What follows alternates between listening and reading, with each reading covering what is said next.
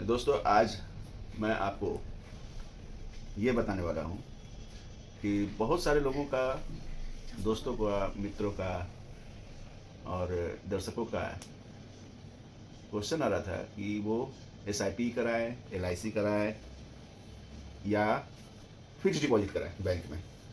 कहाँ आखिर उनके पैसे अच्छा ग्रोथ देंगे। तो LIC जो है उसका अलग फंक्शन है, वो अलग वर्क करता है, अलग हिसाब से आपको पैसे का बेनिफिट देता है, उसका अलग लाभ मिलता है आपको। फिक्स डिपॉजिट वो एक अलग तरह का लाभ प्रदान करता है जो बैंक से रिलेटेड होता है, और SIP ये एक स्मार्ट इन्वेस्टमेंट प्लान कहलाता है। सीधी सी बात आप समझो कि LIC लाइफ इंश्योरेंस का काम करता है, लाइफ का इंश्योर करता है। फिक्स डिपॉजिट मतलब फिक्स आप कर दीजिए, डिपॉजिट कर दीजिए और उसका एक फिक्स आपको परसेंटेज मिलता है। और आपका ये आ गया SIP। इन तीनों में डिफरेंसेज आप देखिए, नाम का ही सबसे बड़ा डिफरेंट है। SIP मीन्स स्मार्ट इन्वेस्टमेंट का जो ये बताता है प्लान जो है, तो आप समझिए कि स्मार्ट इन्वेस्टमेंट मतलब काफ़ी स्मार्ट है ये प्लान। तो वास्तविकता ये है कि तीनों को अगर समझना है तो बारीकी से इस पर ध्यान देने की ज़रूरत है आपको। LIC जो है आपके लाइफ को इंश्योर करता है और plus as a savings plan है। वो जो भी आप पैसे जमा करते हैं, मान लीजिए 10 साल के लिए आप जमा करते हो, 15 साल के लिए जमा करते हो, 20 साल के लिए जमा करते हो, तो इन 20 सालों में आपका पैसा सेम ही ग्रोथ पे रहता है। ऐसा नहीं आपको लगता है देखने में जरूर कि 10 लाख का आपको 15 साल बाद 20 लाख मिल रहा है, लेकिन क्या है कि वो 10 लाख का जो 15 साल 20 लाख का जो ग्रोथ है, तो आप अगर इस तरह से पैटर्न में देखोगे कि 15 साल में क्या वो 10 लाख की वैल्यू कितनी चली जाएगी। जो आज 10 लाख की वैल्यू है, क्या 15 साल में 20 लाख की वैल्यू वही रहेगी।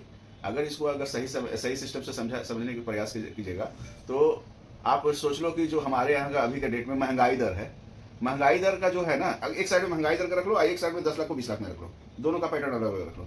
अभी तो मेरे पास ऐसा कोई कीबोर्ड टाइप का बोर्ड नहीं है, नहीं तो मैं उस पर आराम से आपको मैथमेटिक्स टाइप का समीकरण से समझा देता कि कैसे वैल्यूएशन घट रहा है और कैसे बढ़ रहा है।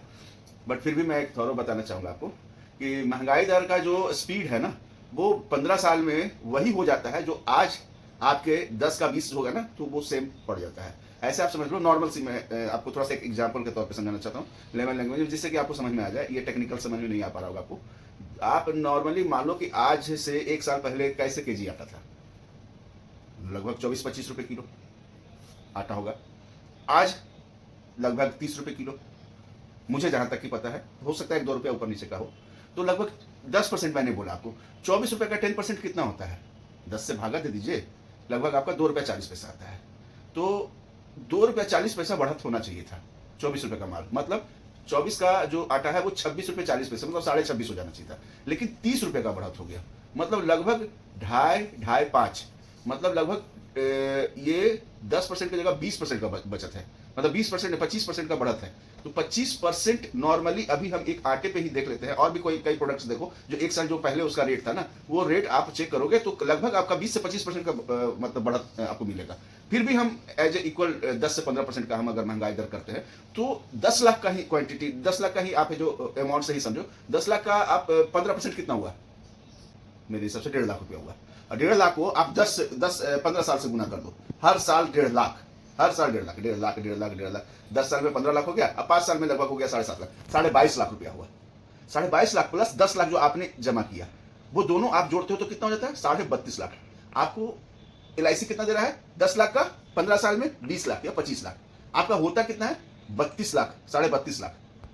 मतलब अगर ये जो महंगाई है, वो जो 10 लाख का अभी जो सामान मिल रहा था, आप 15 साल बाद जाके परचेज करना चाहोगे तो वो उसकी कीमत 32.5 लाख होगी।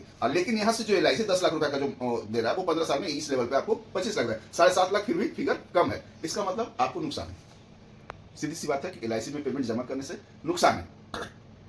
और लेकिन क्या है, इंश्योर हो जाते हैं, किसी भी तरह का मिस हैपनिंग होता है तो उसमें आपको है जो उसका रिटर्निंग मिल जाता है, चाहे 1 साल में या 2 साल में या 10 साल में, जब भी कहीं बीच में आपको कोई ट्रेजेडी आपके साथ हो जाता है तो उसके बेनिफिशियरी में आपको अच्छा खासा वो पैसे अमाउंट मिलते हैं जो आपके काम आते हैं। तो LIC में मात्र इस तरह का फायदा है। ऐसे कई सारे बेनिफिट है LIC का, जो वो हम कभी और आपको दूसरे भाग में हम समझाएंगे कि LIC का बेनिफिशियरी क्या और बेस्ट है। फिलहाल हम अगर कंपेरिजन वाइज देखें तो SIP, LIC और फिक्स डिपॉजिट में क्या डिफरेंसेस है इसके बारे में मैं मेनली अभी शॉर्ट वीडियो में समझाना चाहता हूँ। तो ये हो गया आपका LIC का भाग, तो कुछ ज़्यादा फायदा नहीं है, एज ए सेविंग प्लान इसको कह सकते हैं। फिक्स डिपॉजिट क्या है कि 7% या 8% बैंक हमें देता है। 10 लाख रुपये हमने जमा किया और वो 20 साल में या 15 साल का रेशियो चल रहा है, तो 15 साल में 20 लाख देता है। तो बस आप देख लो, अभी मैंने जस्ट बताया था कि महंगाई दर का क्या हिसाब है और ये जो आपका जो 10 लाख है वो 15 साल में 20 लाख हो रहा है, तो ये भी मेरे हिसाब से ठीक नहीं है।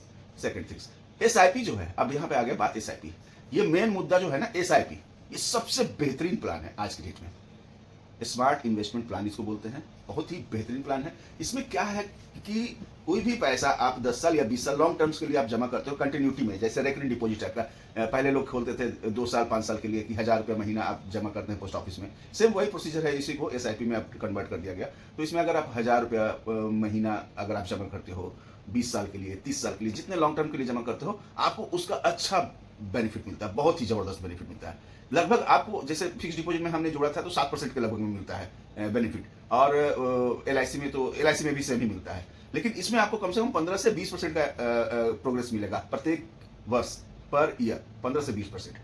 और सबसे बड़ी बात है ना कि 15 से 20% केवल इस पे नहीं मिलता है कि 10 लाख का 15 से 20% कितना हुआ टोटल 20 साल में, ऐसा नहीं।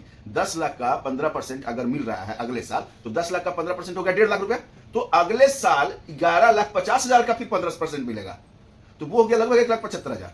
अब 11,50,000 प्लस 1,75,000 जोड़ दो, अब उस अमाउंट पे फिर मिलेगा आपको 15%। तो ऐसे जुड़ते जाता है, उसके ऊपर प्लस होता चला जाता है। तो मतलब ये कहते हैं ना कि चक्रवृद्धि ब्याज हिंदी में बोलते हैं, और इसको इंग्लिश में बोलते हैं कंपाउंडिंग इंटरेस्ट, इसको ये मिलता है। इसलिए ये जो है ना पेमेंट बहुत तेजी से ग्रो होता है और बहुत बड़ा अमाउंट, एक हैवी अमाउंट के रूप में आपको मिलता है। तो मेरे हिसाब से लगभग मुझे जैसा लग रहा है हल्का फुल्का कि आप थोड़ा बहुत समझ ही चुके होंगे कि क्या डिफरेंसेज है SIP और LIC और फिक्स डिपॉजिट में।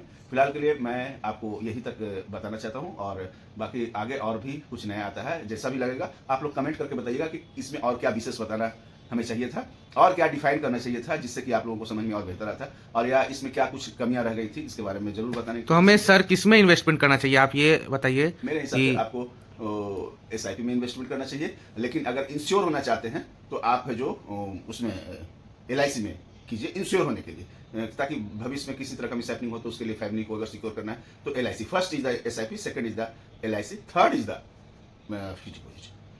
फिक्स डिपॉजिट तभी करें जब आपके पास मतलब कुछ पैसे रहते थे। पैसे हैं, कोई काम नहीं है पैसे का, पड़े हैं, बेकार हैं, एकदम ध्यान नहीं करना है, वो सबसे मूर्ख आदमी डिपॉजिट मेरे हिसाब से। अब मैं सबके लिए नहीं बोल रहा, मतलब एकदम कम बुद्धि काम कर रहा हो तो फिक्स डिपॉजिट करें, मतलब बेकार पड़े हो पैसे, कुछ हो ही नहीं सकता उसका, चूहे काट लेंगे, तो आप जाओ फिक्स डिपॉजिट कर दो, अदरवाइज फिक्स डिपॉजिट करना कोई बहादुरी नहीं है। धन्यवाद, मैं गुड्डू कुमार चंदन, और विशेष जानकारियों के लिए आप हमें सब्सक्राइब करें, लाइक करें और शेयर करें, कमेंट अवश्य करें, ताकि मुझे पता चले कहाँ क्या प्रॉब्लम है, क्या मुझे और विस्तार से बताना है।